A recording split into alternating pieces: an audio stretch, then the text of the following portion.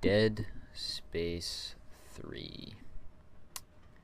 That interesting survival horror third-person shooter, developed by Visceral Games, and published by none other than the one and only Electronic Arts, EA, my personal favorite. Anyways, Dead Space 3. Should you play it? I think you should, despite some of the horrible business decisions and horrible business practices that EA have decided to put into the game. Now, I'm going to completely disregard those because I think most of you, if you're watching this video, you probably know about them. And I will just save that to the end because I actually want to talk about the game. Now, Dead Space 3. Interesting game. Sort of a lot of controversy about this game because the developers decided to add in the drop-in, drop-out co-op system that is completely new to the Dead Space series. And of course the primary concern being that, oh, if you're playing with a friend, then it will not be scary at all. And to that I would simply say Dead Space has never really been scary.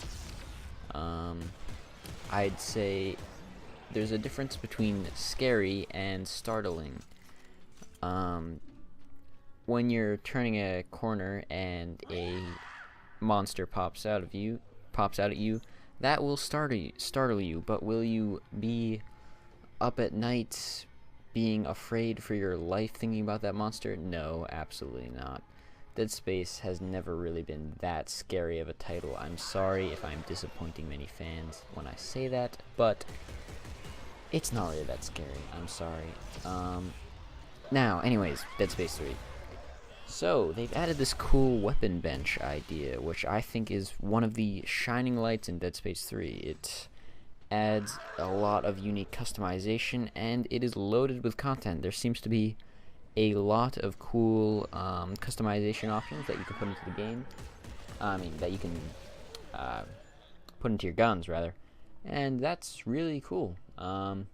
Playing it keeps everything fresh. You can experiment with new things when killing necromorphs. Very fun. Great atmosphere in this game as well. It does really have that, survival horror feel to it. Very puts you in the mood, I suppose. But again, you will not really be that afraid playing this game. Sorry to say. Fun combat. But there really haven't been any innovations in the combat at all in any way. If you played other Dead Space games, you will be completely familiar with the combat system because it is exactly the same. And that's to be expected, honestly. I don't think any Dead Space player would want to come into this with a bunch of new features that literally make no sense. So I guess that's good. Now, let's talk about sort of the scare factor in Dead Space 3. Is it there? That is the big question. And I'm here to say that if you play in co-op, you will not be afraid, ever. Co-op, I have to say, it really does take away from the scary experience for me. Or I should say the startling experience. Just because, if you're playing with a friend, you'll be talking over voice comms, it'll completely draw you away from the experience. I think we knew that, but you can't really say that it takes away from the game, because if you want to be afraid, then just play in single player and you'll be completely fine. So, yeah, there's really no problem there in my opinion. A lot of fans were concerned that this would be a problem, but I would simply say if you want to have that startling experience, play in single player. And then when you just want to kill some necromorphs, hop in with the bud. So yeah, Dead Space 3 sort of has a different feel from the other titles. Dead Space 2, you were really just alone throughout that game.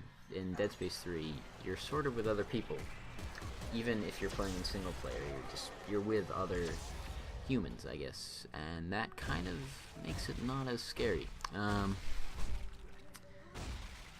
Anyways, I kind of just wanted to talk about, finally, to end, EA's horrible business practice of this.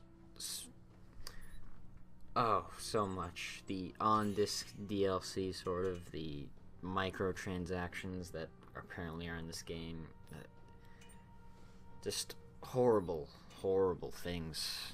I don't know why they decided to do this. I mean, I guess it's because people will buy into this crap. I don't know. But really, as gamers, we need to just stop buying games that are doing this. EA is just really they're in it for the money. They do not care about their consumers at all.